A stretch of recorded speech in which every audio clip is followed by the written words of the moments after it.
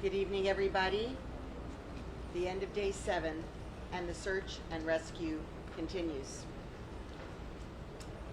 Since our last briefing, I'm very pained to tell you that we found 2 additional bodies in the rubble, which brings our total count to 18 fatalities. It is also with great sorrow, real pain, that I have to share with you that 2 of these were children, aged 4 and 10. So any loss of life, especially given the unexpected, unprecedented nature of this event, is a tragedy. But the loss of our children is too great to bear. Our community, our nation, and the world, we're all mourning with these families who have lost loved ones, and we grieve with them and we lift them up as a community, and we're so grateful for the support from all of you everywhere as we continue to dig through the rubble. So we're now standing united once again with this terrible new revelation that children are the victims as well. So in the worst of times, we come together and we pray together. Thank you. Thank you to everyone.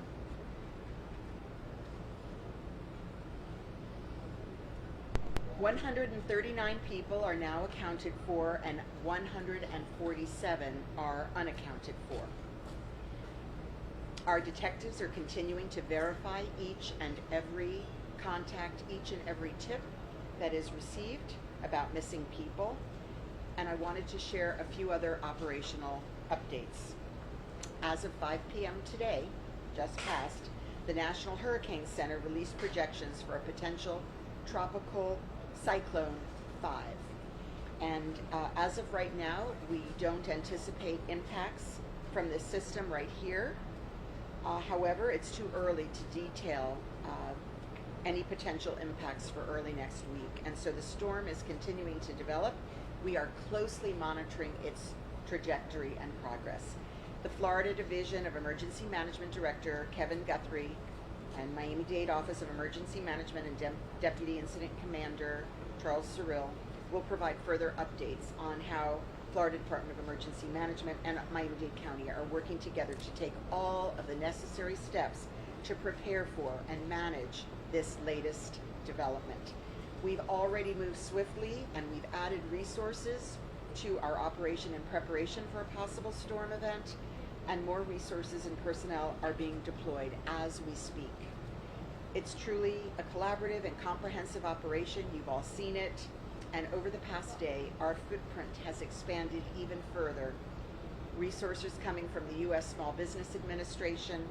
They're now deployed on the scene, and they're providing support to the families that have been impacted, as well as businesses. I've spoken with our chairman of the commission, Pepe Diaz, and we've been working closely on several issues together, including the South Florida Water Management District, to make sure that they create the capacity to handle the amount of water given that the ongoing storms and the possible future storms headed our way. It's a phenomenal amount of water, you all know, and we need to make sure that we can handle it effectively. And I want to thank our National Institute of Standards and Technology, or NIST.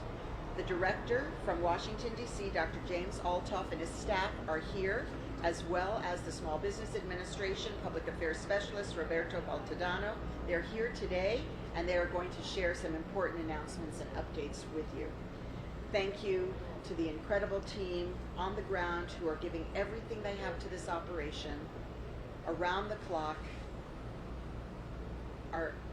Our gratitude is immeasurable, and so please, let's continue to keep them, the victims and the families, and their loved ones in your thoughts and prayers. Thank you, and God bless.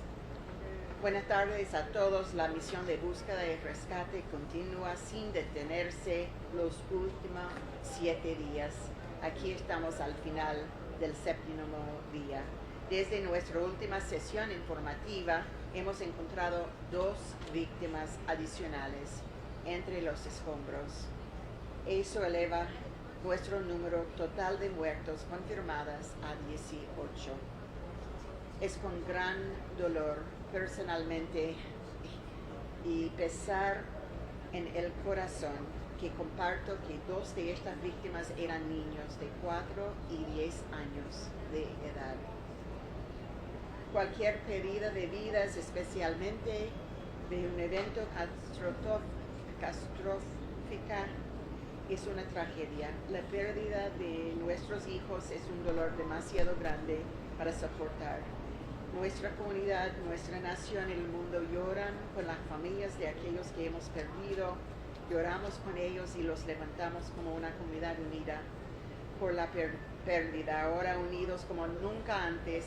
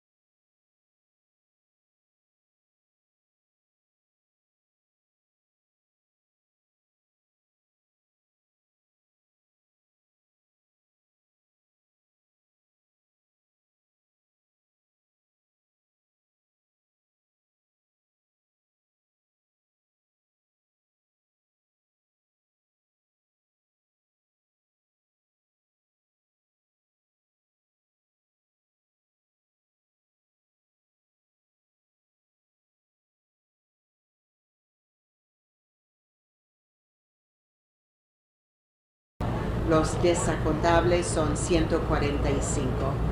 Gracias. Thank you, Madam Mayor. Division Director of Office of Emergency Management, Deputy Incident Commander Charles Cyril.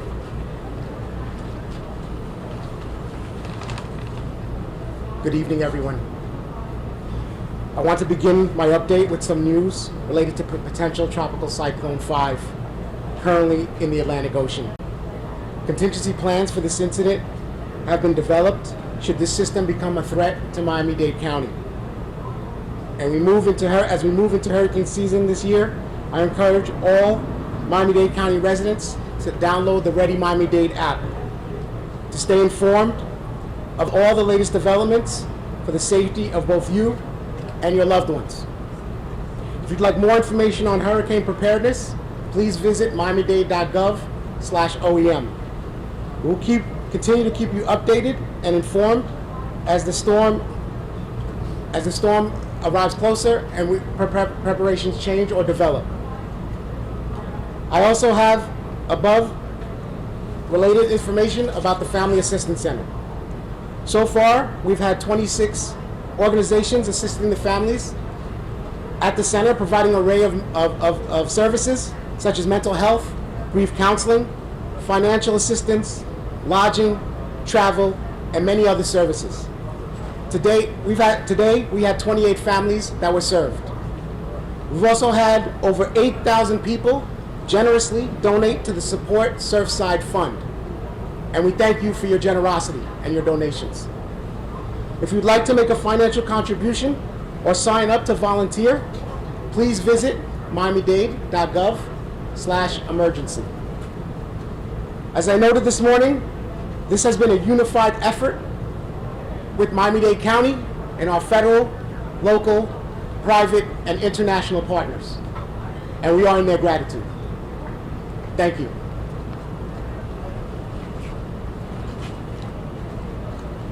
Thank you, sir. In Spanish, Miami-Dade Fire Rescue Director of Media and Public Relations, Erica Benitez. Muy buenas tardes. Quiero comenzar esta actualización con las últimas noticias sobre el Centro de Asistencia Familiar. Hasta ahora tenemos 26 organizaciones las cuales están contribuyendo su ayuda en este centro familiar. Uno de los servicios que están brindando son servicios de salud mental, consejería de luto, servicios financieros, alojamiento, viajes y muchos otros servicios, los cuales son tan necesarios en este momento tan difícil.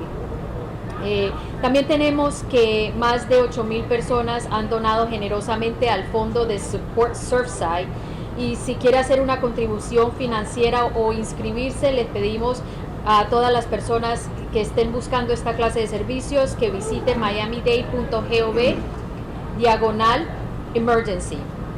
Como señalé esta mañana, este ha sido un gran esfuerzo unificado por parte de nuestros socios municipales, estatales y federales. Muchísimas gracias. Thank you, Erica. Representing the Florida Division of Emergency Management, Director Kevin Guthrie. Good evening. We continue to work with local government and our federal partners. This afternoon, Chief Kaminsky asked that we go ahead and order up another Urban Search and Rescue Type 1 task force to come in and start making relief for the individuals that are already here on scene in preparation, and that was at my ask as well, in preparation for any tropical cyclone that may impact the state of Florida. You also know that this afternoon at 5 o'clock, the National Hurricane Center initiated advisories on potential tropical cyclone number 5. I had a call today with our chief meteorologist, her staff, and Director Ken Graham of the National Hurricane Center. We coordinated with the Hurricane Center to determine how this system will impact our state and how we can begin preparing for its impacts. In my discussion with the meteorologists, including Dr. Graham, it was that this system is moving fast at 21 miles an hour to the west-northwest across the Caribbean Sea, and it is too soon to make any determination which way it is going to go. PTC 5 is expected to strengthen by this weekend and become Tropical Storm Elsa.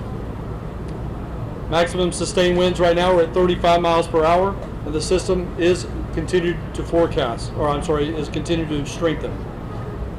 At this time, impacts to Florida from this system are not expected through Saturday. We will continue to work with Miami-Dade and our federal partners to enhance our contingency plans for what we may need to do if there should be an impact to South Florida. But I reiterate, there is no impact to South Florida through Saturday. Our state meteorology team is actively monitoring the system in coordination with the National Hurricane Center, and they will continue to provide consistent updates throughout the day to personnel on the ground as well as myself. We're continuing to implement those contingency plans, and we'll continue to provide updates on this system to everyone on its potential impacts to Miami and the rest of the state. Thank you. Thank you, Director. The Director of the National Institute of Standard and Technology, Dr. James Olthoff.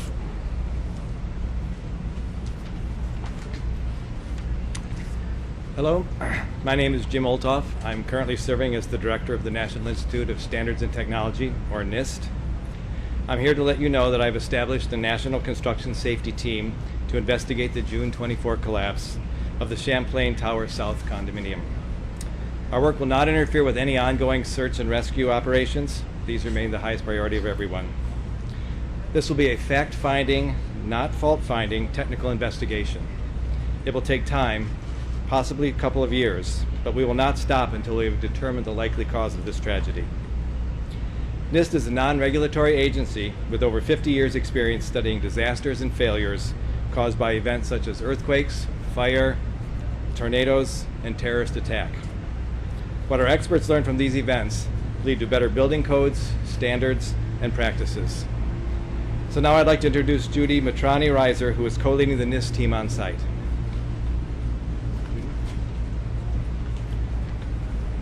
Good evening. Thank you, Jim. Our team of experts has spent the last few days working closely with our colleagues from local, state, and federal agencies, and we are grateful for all the support that they've provided us.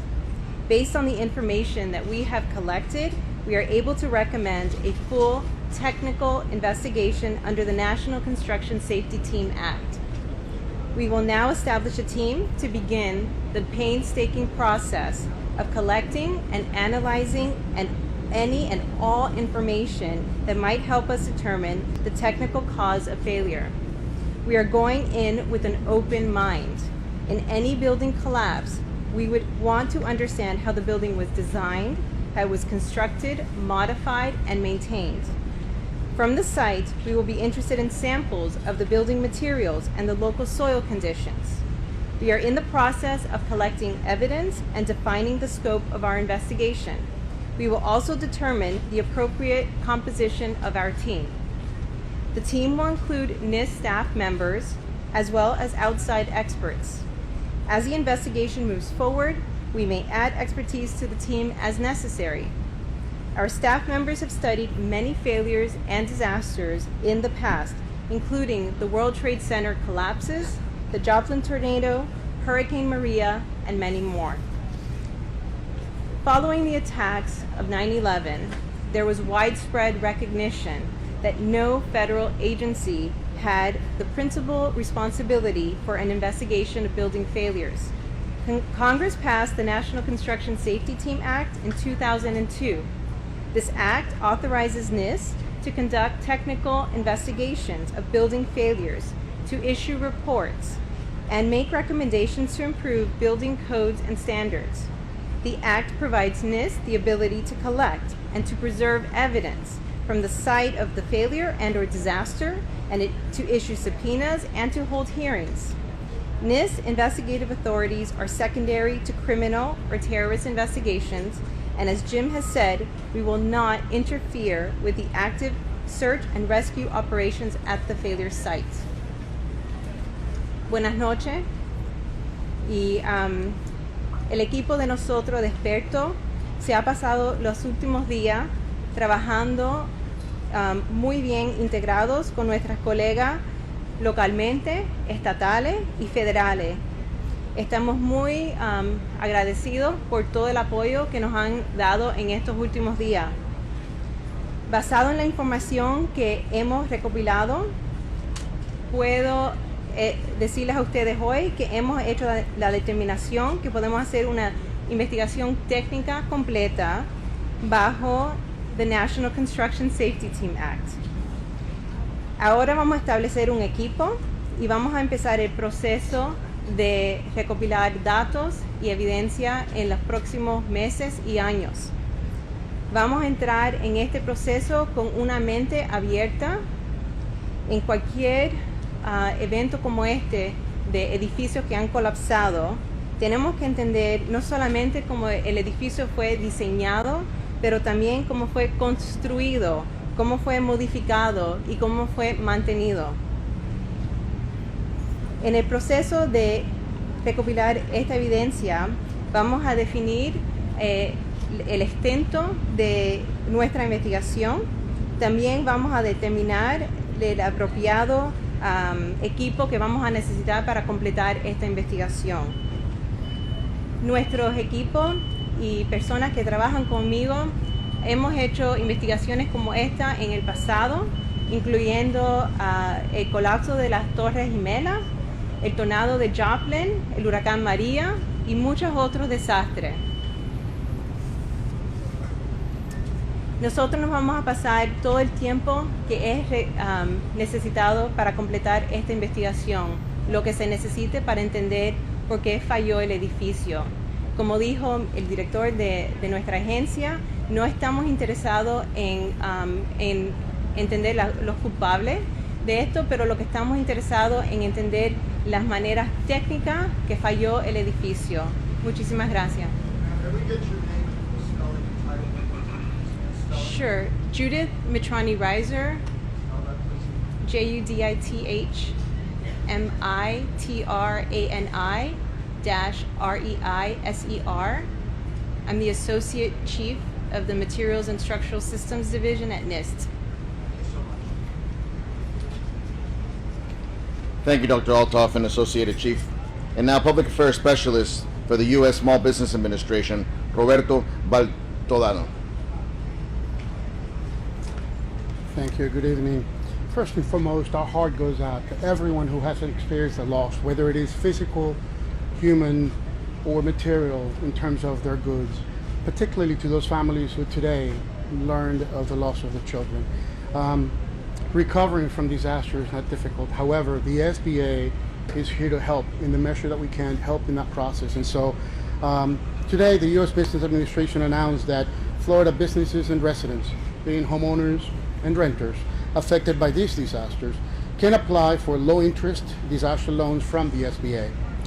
SBA customer service representatives will be at the Family Assistance Center located at the Seaview Hotel, 9909 Collins Avenue in Bal Harbour, effective tomorrow starting at noon, 12 p.m., Monday through Sunday, basically. We're going to be there 7 days a week to provide a level of care and support that these families require and our business community needs at this time.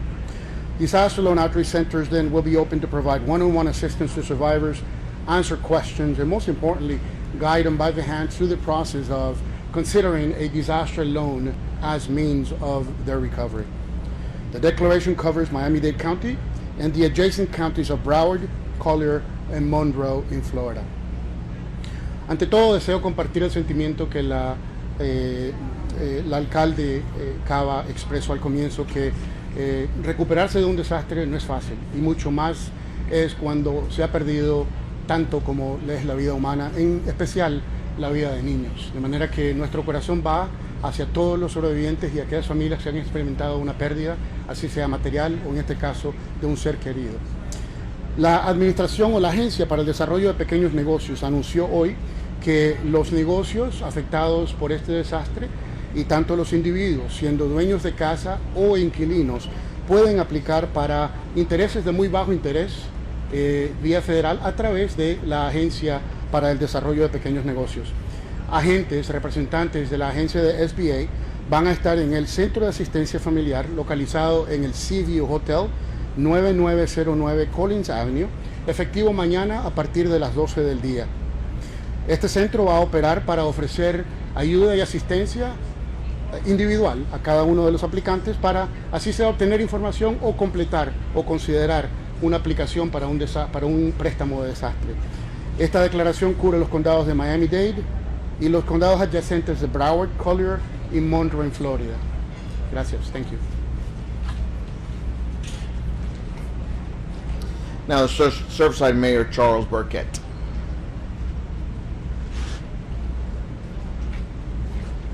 Good evening. As you may know, the town of Surfside has committed to pulling every shred of documentation related to the collapse of the Champlain Towers South and scanning it and getting it up on a website. Those documents are starting to appear now. I was at a meeting today regarding plans for the property to the north, which is in most respects identical, and it's got residents there that have expressed pretty serious concerns about whether or not their building is safe. To that end, we have hired an eminent engineer. This engineer did work on the Pentagon after 9/11. He did work on the FIU bridge recently that went down in South Miami. So he's been, now I was there in a meeting, he's poring over the plans for that building and expressing concerns about those plans in that they may not be complete. So what we're doing is we had the owners of that condominium in today, and I can say that up to this point they've been very cooperative and helpful. They've been providing us with information. I think that's something that NIST, who just spoke a little while ago, is probably going to want to take a look at, and we're going to be happy to work with them. But the bottom line is there are steps that we're going to be taking in conjunction with NIST and anybody else that wants to assist to develop a plan to ensure the residents who are living in that building that it is safe for them to be there. In the interim, we have arranged for alternative housing for anybody in that building that has a fear, and that is being funded through the supportsurfside.org site, which is a fabulous use of the money. I'm happy to say that I have had some experience with that site already, and the director who's doing the work for that site, and we're getting great results. The money's going out to a handful of nonprofits, dozens of families, and the help is being delivered. Lastly, I'd like to make an announcement for the governor. I was handed a document yesterday and asked to speak about it today. It's called Surfside Strength for the Champlain Towers First Responders and Community. The website is surfsidestrength.com, and that site is created for emotional support and assistance for families, first responders, and community support. It's a one-stop shop for emotional support or help for anybody that's feeling anxious or upset. You can go to that site and they will be there to help you. Thank you. Thank you, Mr. Mayor. And our Creole translator, Leonel Ledebourg. Bonsoir tout le monde. Jeudi, ça fait 7e jour depuis la tragédie a commencé. Et depuis l'heure, nous n'étions pas là avec on a mis en journée. Dans des combien nous arrivé à retirer 2 personnes qui mourent. Ça portait quantité de monde qui mourent à 18 pour qu'on y ait. Nous avons un pile regret pour nous annoncer que parmi les gens, il y a 2 petits gens là-dedans. L'un a 4 ans, l'autre a 10 ans. C'est un pile regret lorsque nous connaissons la vie qui est perdue et parmi les gens, il y a des petits gens là-dedans. Pour le moment, nous sommes capables de dire que nous avons 139 personnes que nous connaissons qui là, mais il y a 145 personnes que nous pouvons connaître côté jusqu'au nia. De l'autre côté, nous avons surveillé le cyclone numéro 5 là, qui commence à avancer. Pour le moment, nous n'avons pas aucune prévision comment ça va allier en termes d'impact pendant le week-end. Mais les 3 bonheurs tout pour nous annoncer comment ça appuyer pendant la semaine qui va venir. Mais pour le week-end, pas d'impact important que nous sommes capables de penser qu'il va arriver. L'Institut national norme avec technologie a annoncé qu'il y a une investigation sur le building qui est tombé. Ça va permettre que nous fassions des éclaircissements possibles à partir de l'investigation qui va le faire. En dernier point, nous sommes capables de dire que l'équipe nous continue à travailler sur place. Nous remercions en pile pour le travail incroyable que a fait et pour être capable de porter contribution dans notre tragédie pour nous sortir là-dedans. Merci en pile. Thank you, Mr. Ledebourg. We're going to open up for questions and answers, and I remind you again, please raise your hand once you're called upon. Address who the question is going to be to or for, and then let them provide an answer. Sir, right here.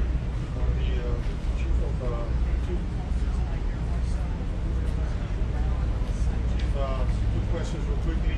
We're going up to over almost 200 hours since this horrible tragedy has happened. What's the status of your men? What's the morale of your men? And my second question, when will the second Mexican team be allowed to the site to be working along with the other Mexican team and the Israeli team? Well, your first question, morale is still high. We're working hard. As Kevin mentioned earlier, we decided we're making the transition in regards to demobilizing the federal assets coming through as well. I think it's important with how hard we're working. The time, it's over 200 hours, but there's 145 individuals still missing. So so we'll continue to move forward and you know, do what we do.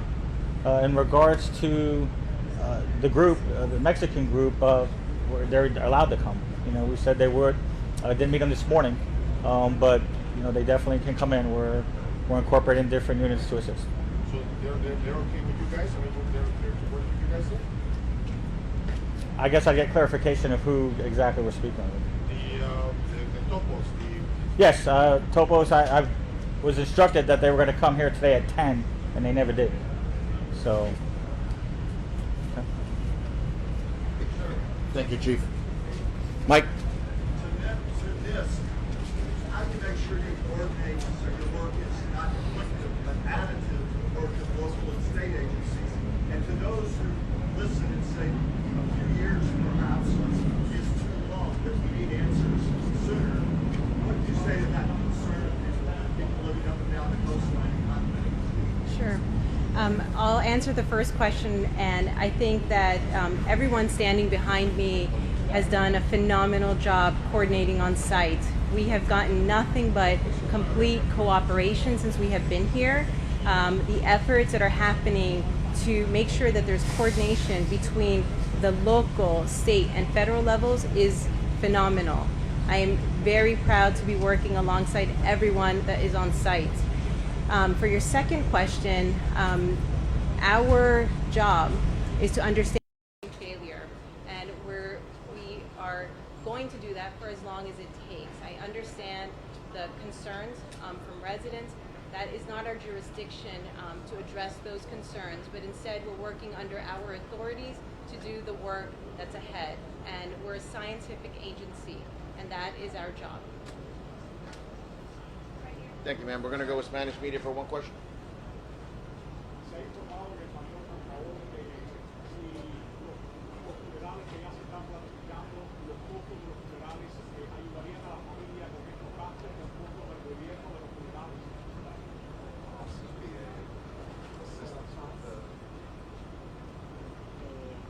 ¿Quieres saber los costos? Ay, sí, sí, eso, FEMA tiene una parte para ayudar con las funerarias, y como tenemos tantas donaciones privadas, también podemos seguir para los que no califican.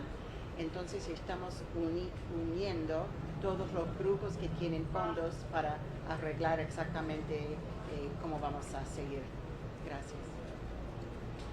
Thank you, Madam Mayor. Ma'am?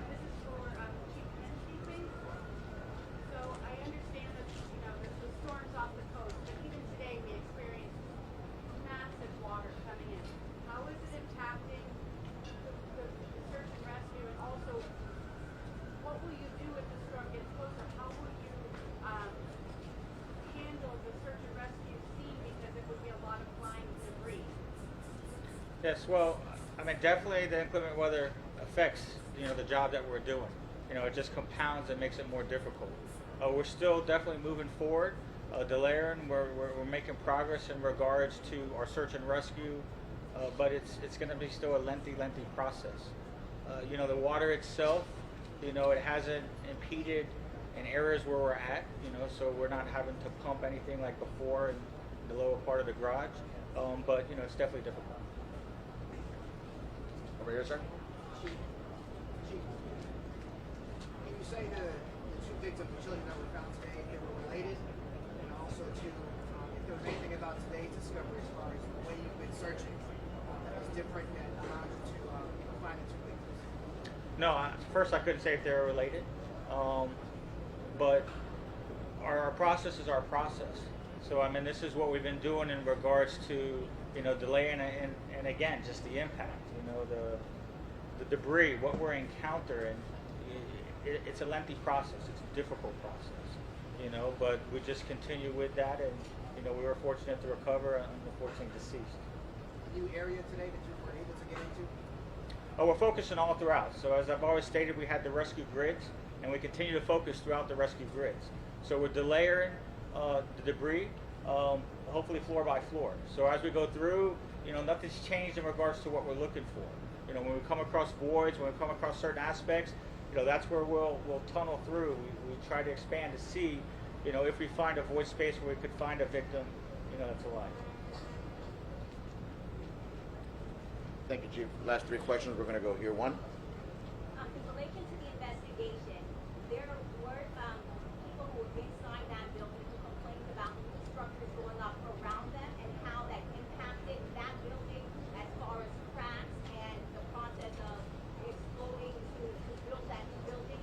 Is this investigation going to include how other structures going up around older buildings can impact them? In addition to that, on the second half of that question, are city and county officials considering new regulations when it comes to the impact of other buildings going up and how it could impact other buildings?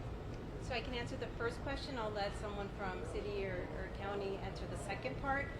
But related to the first part, we will be looking at everything. We will be looking at the site conditions, we will be looking at the structure itself, and environmental conditions that may have affected the structure. So our plan is to collect all of that information, aggregate it, do our analysis, and then provide results and recommendations when we're done. Thank you. We're going to go with the last two questions. Man over here, and Carlos will end it with you. My question is for Mayor Viviana. Wait, need the second part. I'm sorry, the second part? I'm sorry. I'm sorry. So as mayor, I have the ability to improve, let's say, the way in which we do our certification process and so on. The legislation requires the county commission, and I can assure you that we're looking at everything. How's that? Yeah. Very well said, Madam Mayor. Our job will fall in place right after this, and we'll be looking at every angle of this, and the investigators to have their part. Our part will be the legislation with the code and everything. One thing is the building and what took place here. The other thing is what we could do to look at the code now and see how we could improve, as the mayor said, working together. Yes, and we are convening a panel of experts and starting to explore those opportunities. There was a question from you. Yes. I have a two-part question, if I may. One, I'm not sure if privacy issues are a concern here, but is there anything more you can tell us about the two young children who were found today? My other question is, I'm a reporter from Canada. We know that there are a number of different countries where people are here. Do we have an idea of how many different countries people who are missing are from? Is there a number or anything like that right now?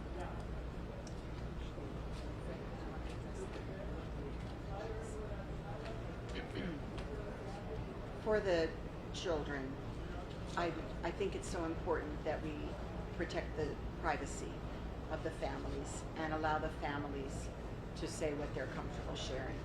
I'm so sorry. As to the nationalities, yes, many nationalities, according to the information that we have received, many nationalities are represented. So, do you have the latest information? Sorry, Madam Mayor, what was that question? How many different nationalities? I know we have. Yes. Yes, you could go. In terms of our list of unaccounted for, yes, there are multiple nationalities from around the world that people have called. I believe Argentina, Paraguay, from Europe. There's a lot of, this is an international tragedy actually here in our hometown. Mayor Burkett, given the similar... We're going to have Carlos over here, Carlos. My question's for the chief.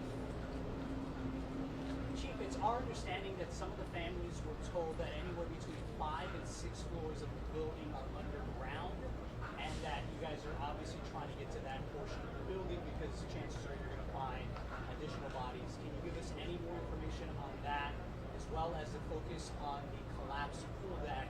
I'd imagine some engineers want to get to that portion to get a better sense of what may have happened. Yeah, so definitely our structural engineers are just checking the stability in regards to the sections where we work. While we're moving debris, we definitely see there's several floors during that pancake collapse. That's in that lowest subfloor, that garage section. So just showing the magnitude, I don't know the exact floors, where we're at, but several floors within that 10 to 12 foot space. Has it proven challenging? Have you been able to make more progress in getting there? It seems like you're removing a lot more debris. No, it's extremely challenging. We're definitely making progress. I mean, we're working extremely hard around the clock, rotating our personnel, have additional resources coming so that we can relieve our personnel, so we have fresh personnel to continue moving forward.